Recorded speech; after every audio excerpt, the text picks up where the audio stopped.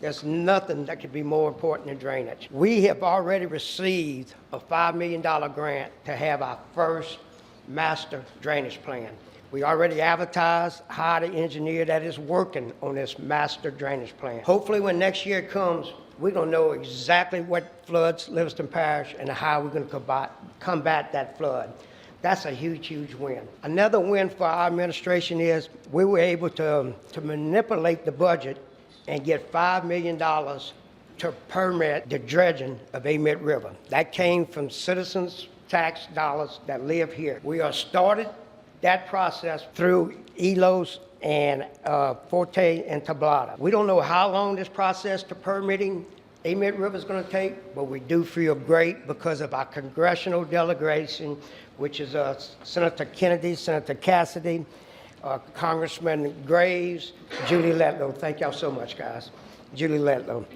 This congressional delegation and senators have met with us, with the colonel for the Corps of Engineers, and they understand that 1950 is the last time this has been dredged, and 2016, we haven't made enough improvements in that drainage basin to keep us from flooding again.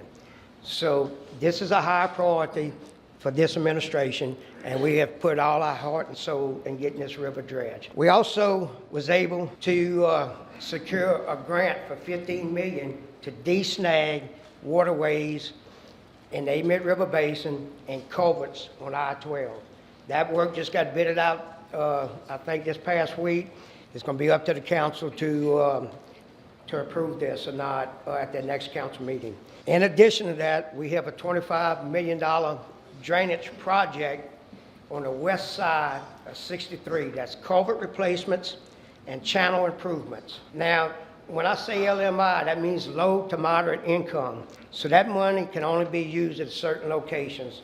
And if you don't fill your census out, it affects where that money can be used or not. So that's just a heads up. All these things I talk about is great, but some of them is going to take time to happen.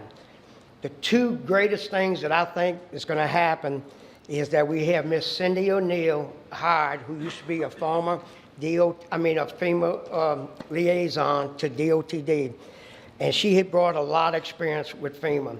We are trying to get back into the community rating system, the CRS. That potentially lowers our insurance rates.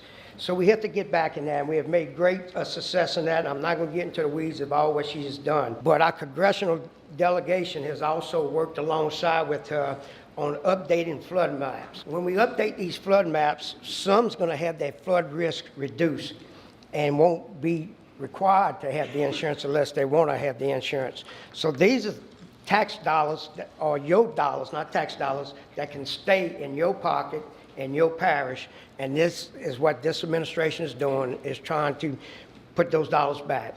And we feel pretty good about what Ms. Cindy has brought to the table and what we're going to do with the insurance and the flood maps.